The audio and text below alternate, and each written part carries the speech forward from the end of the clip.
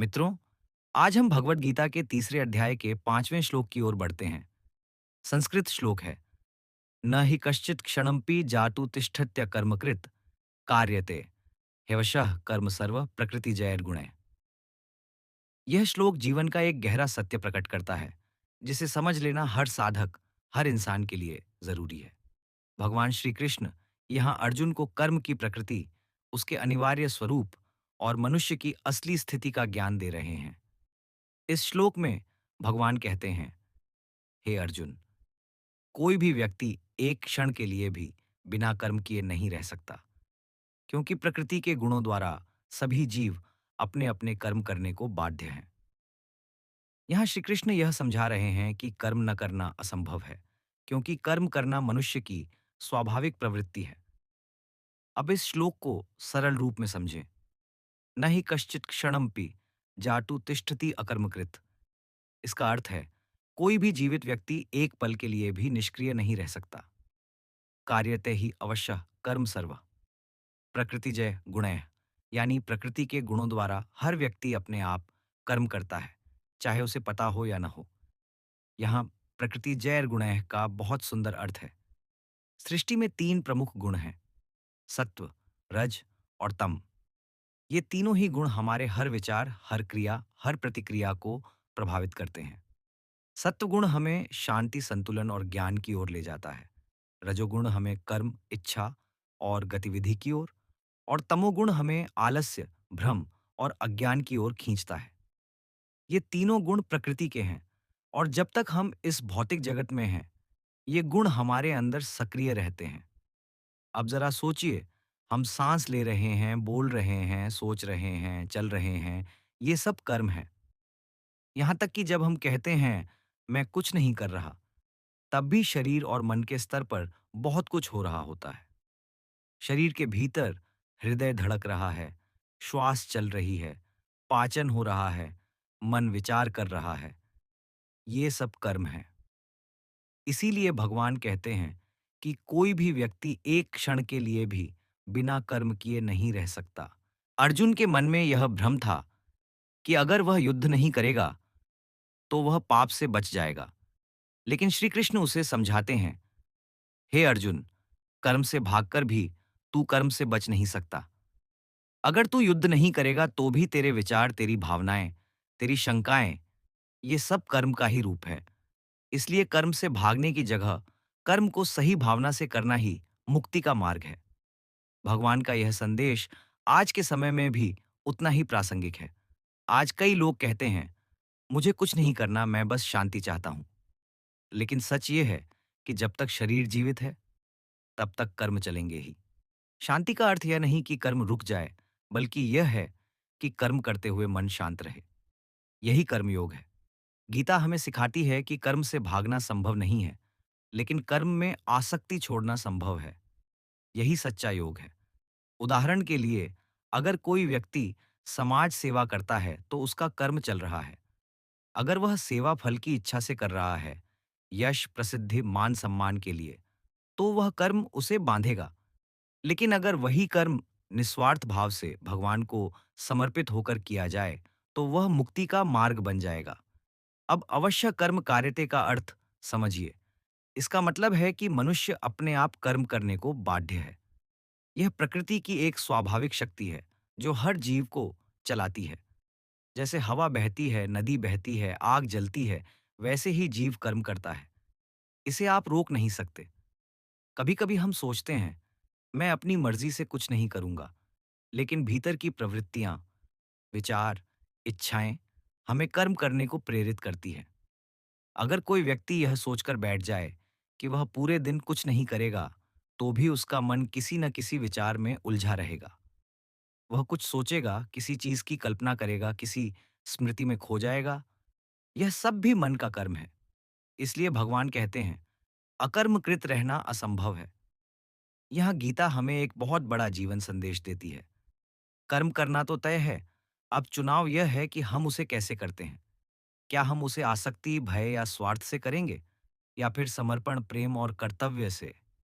यही अंतर साधारण मनुष्य और योगी में होता है। एक साधारण व्यक्ति कर्म करता है क्योंकि वह परिणाम चाहता है, लेकिन एक ज्ञानी व्यक्ति कर्म करता है क्योंकि यह उसका धर्म है, उसका कर्तव्य है। उसे परिणाम की चिंता नहीं होती, बल्कि वह हर काम को ईश्वर की सेवा मानता है। यही कर्मयोग है। अगर हम इस श्लोक को आधुनिक जीवन से जोड़ें, तो यह हमें बताता है कि जीवन में निष्क्रियता कोई विकल्प नहीं है। जो व्यक्ति यह सोचता है कि मैं कुछ नहीं करूंगा, वह भ्रम में है। आलस्य कोई साधना नहीं है। साधना तो यह है कि कर्म करते हुए भी मन को शांत रखा जाए, फल की चिंता छोड़ी जाए और अपने काम को पूजा का रूप दिया जाए। हमारा समाज, हमारा परिवार, हमारी जिम्मेदारियां, ये सब हमें कर्म से जोड़ते हैं। लेकिन अगर हम हर कर्म में भगवान का दर्शन करें, तो वही जीवन तपस्या बन जाता है। उदाहरण के लिए, एक माँ अपने बच्चे की सेवा करती है। वह रोज वही काम दोहराती है, खाना बनाना, सफाई करना, देखभाल करना। अगर वह सोचती है कि मैं यह भगवान की सेवा के रूप में कर रही हूं, तो वह कर्म उसे थकाता नहीं, बल्कि उसे संतोष देता है। लेकिन अगर वही माँ सोचती है कि मुझे ही सब करना पड़ता है, कोई मदद नहीं करता, तो वही कर्म उसे पीड़ा देता है। यही अंतर भावना का है। भगवान श्री कृष्ण यही सिखाते हैं कि कर्म को छोड़ो मत, बल्कि कर्म में शुद्ध भावना जोड़ो। जब भावना बदलती है तो कर्म का प्रभाव भी बदल जाता है। श्लोक में प्रकृति जैर्गुणैः का एक और गहरा अर्थ है। इसका मतलब यह है कि हम सब प्रकृति के अधीन हैं। हमारा शरीर, मन और इंद्रियां प्रकृति के नियंत्रण में हैं। और जब तक हम आत्मज्ञान प्राप्त नहीं करते, तब तक हम इन गुणों के प्रभाव में रहते हैं।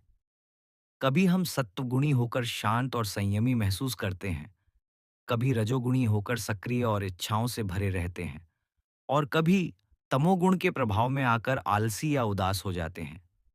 भगवान का कहना है कि जब तक यह शरीर है, तब तक ये गुण हमें कर्म करने को प्रेरित करते रहेंगे। इसलिए कर्म से भागने की जगह इन गुणों को समझना और नियंत्रित करना सीखो। योग का अर्थ यही है, अपने भीतर के गुणों का संतुलन बनाना।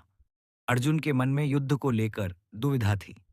वह सोच रहा था कि अगर मैं युद्ध नहीं करूंगा, तो मैं पाप से बच जाऊंगा। लेकिन श्री कृष्ण ने बताया, हे अर्जुन, यह तेरी प्रकृति है कि तू योद्धा है।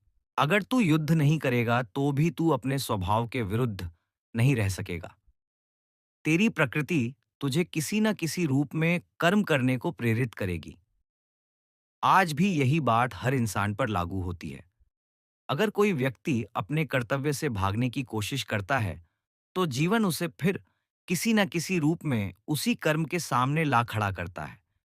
क्योंकि कर्म से बचना संभव नहीं है, इसलिए भगवान कहते हैं, कर्म करो, लेकिन उसमें अपने अहंकार को मत लाओ। कर्म को अपने धर्म के रूप में देखो। जब तुम अपने कर्म को भगवान के प्रति समर्पित कर देते हो, तब वह कर्म तुम्हें बांधता नहीं, बल्कि तुम्हें मुक्त करता है। अगर हम ध्यान से देखें, तो यह श्लोक हमें मानसिक शांति का रास्ता दिखाता है।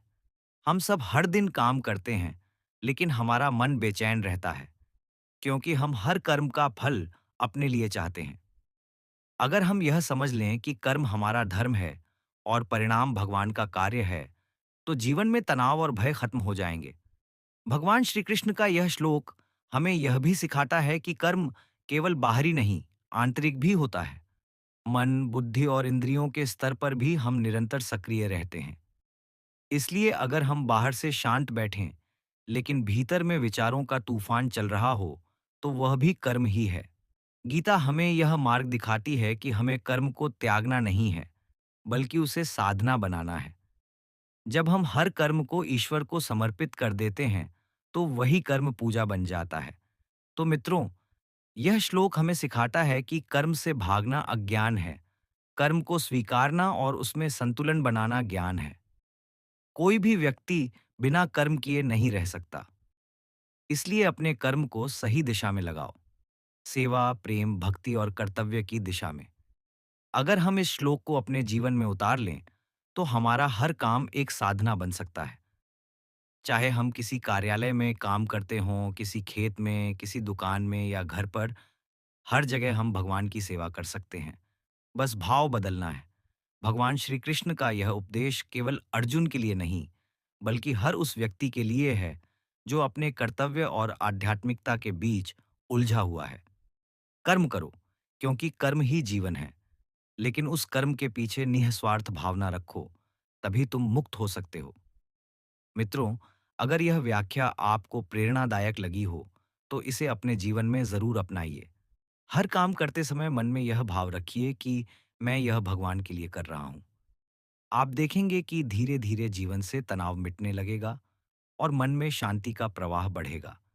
अगर आप ऐसे ही गीता के गहरे और जीवन से जुड़े संदेश सरल भाषा में समझना चाहते हैं, तो हमारे चैनल भगवत गीता यूट्यूब को ज़रूर सब्सक्राइब करें। हर श्लोक के साथ हम जीवन का एक नया दृष्टिकोण समझाते हैं। अगले वीडियो में मिलते हैं गीता के अगले श्लोक की दिव्य व्याख्या के साथ। तब तक के लिए जय श्री कृष्ण।